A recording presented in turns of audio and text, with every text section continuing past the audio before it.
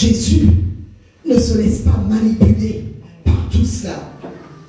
Il fallait qu'il passe par la Samarie. Il aurait pu se permettre le détour, mais il ne s'est pas permis ce détour. Parce que Jésus n'est pas manipulé par nos mentalités, par notre vision des choses. Mais Jésus fait ce qu'il a à faire. Il a un objectif et il suit son objectif. Jésus est conduit par l'Esprit de Dieu. Et là où l'Esprit de Dieu le conduit, là où il dirige ses pas. Et je crois que Jésus doit nous servir de modèle. Ce n'est pas à l'homme de diriger tes pas quand tu marches, mais c'est au Saint-Esprit de te montrer là où tu dois aller. Quand tu dois aller tel ou tel endroit, tu dois être conduit par le Saint-Esprit. Et si le Saint-Esprit avance, tu avances. Si le Saint-Esprit s'arrête, tu s'arrêtes. Si le Saint-Esprit recule, tu recules. En tout cas, le Saint-Esprit avait dit à Jésus, il faut que tu passes en Samarie. Il faut que tu traverses la Samarie.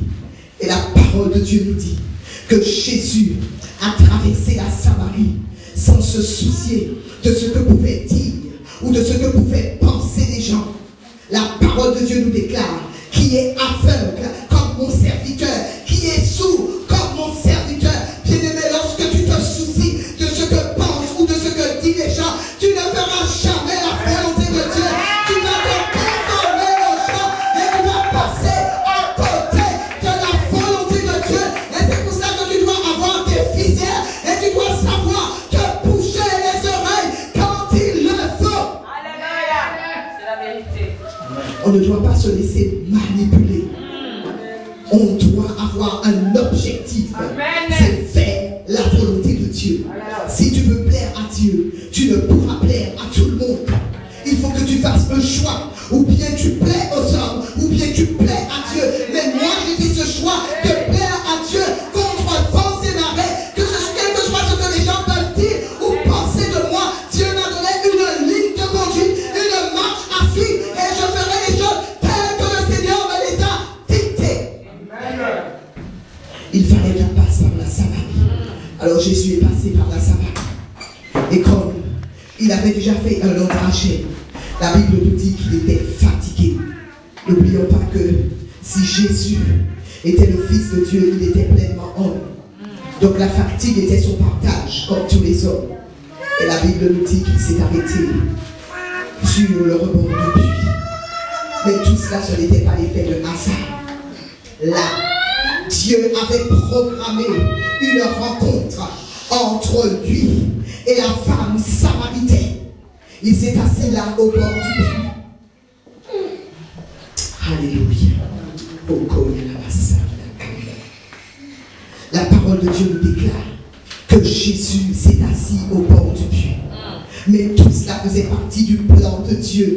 Tout cela faisait partie du dessein de Dieu. Je ne sais pas, lorsque vous prenez connaissance de la parole de Dieu, vous voyez que dans la vie de Jésus, il n'y a aucun hasard. Mais tout ce qu'il faisait était dicté par le Seigneur, était programmé par le Seigneur. Et nous devons comprendre que dans notre vie, il ne doit pas y avoir de hasard. Mais souvent, ce qui se passe fait partie de la préscience de Dieu, fait partie des desseins que Dieu avait déjà conçus à l'avance. Si tu es assis là, ce n'est pas le hasard qui t'a conduit là, mais c'est la volonté de Dieu. Ça fait partie d'un dessein divin, le fait que tu te retrouves ici, à cet endroit précis. Amen. Et la Bible nous dit, alors que Jésus se reposait près du puits, à ce moment précis, il y a eu une femme qui est venue puiser de l'eau.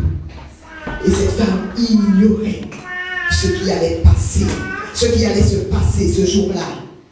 Et la Bible nous dit que Jésus a abordé cette femme. Et Jésus lui a dit, donne-moi à boire. Oh bien-aimé, cette femme a tout de suite reconnu que Jésus était un juif. Amen. Elle a tout de suite reconnu que ce n'était pas un samaritain. Et elle a été étonnée déjà de voir que Jésus se trouvait sur son territoire. Mais elle a été encore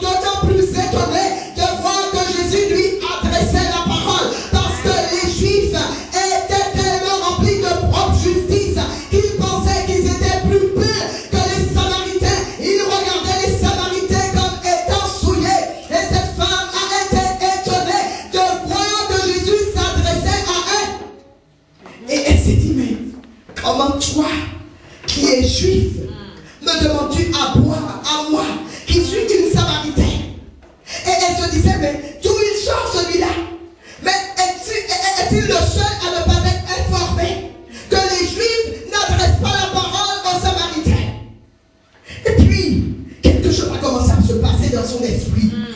Et elle s'est dit, mais les Juifs que je croyais être soi-disant supérieurs, les Juifs qui prétendaient être soi-disant supérieurs parce qu'ils sont plus sanctifiés, parce qu'ils sont plus purs, en réalité, je reconnais qu'ils sont tous les mêmes. Je suis obligé de conclure qu'ils ne sont pas meilleurs que les Samaritains.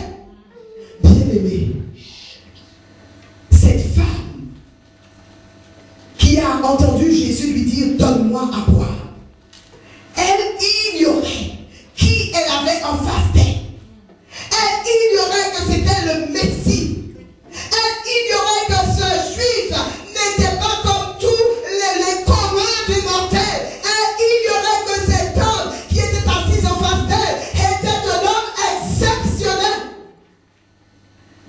Et elle a mis cet homme dans le lot de tous les hommes.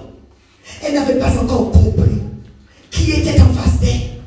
Et elle s'est dit, si ce Juif m'a adressé la parole, c'est qu'il est comme tous les hommes. Il est comme à l'exemple des Samaritains. Il n'est pas plus pur, il n'est pas plus sanctifié. Et cette femme, la parole de Dieu nous dit que c'était une femme de mauvaise vie. Elle avait déjà eu 5 maris.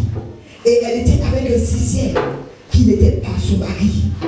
Et lorsque Jésus l'a abordée, elle a tout de suite compris que c'était un homme qui voulait la courtiser. Parce qu'elle n'avait pas encore réalisé qui était Jésus. Et cette femme n'était même pas étonnée. C'est pas qu'elle était étonnée de voir qu'un Juif l'abordait. Mais elle n'était pas étonnée de voir un homme l'abordait. Parce que c'était des choses qui avaient l'habitude de se passer dans sa vie. Alors elle s'est dit, encore un de plus qui veut me courtiser. Encore un de plus qui veut tirer profit de moi. Amen. Et cette femme n'avait pas encore compris qui était Jésus. Et la Bible nous dit que Jésus a poursuivi sa conversation avec cette femme. Et Jésus lui a dit, tu es étonné parce que je t'ai demandé à boire. Mais si seulement tu connaissais le don de Dieu, si tu savais qui est celui qui te demande à boire, tu lui aurais toi-même demandé à boire et il t'aurait donné de la vie. Jésus a dit à cette femme, écoute, je suis en train de parler avec toi, mais je reconnais que tu es encore aveuglé, je reconnais que tu es encore atteint de cécité, je reconnais que tu n'as pas encore réalisé qui est en face de toi, mais si seulement tu savais qui était en face de toi, tu aurais oublié cette eau que tu es venu puiser et tu te serais agenouillé et tu aurais commencé à donner gloire au Dieu Tout-Puissant. Amen. Si tu connaissais le don de Dieu, si seulement tu connaissais le don de Dieu, c'est Jésus-Christ. Oh,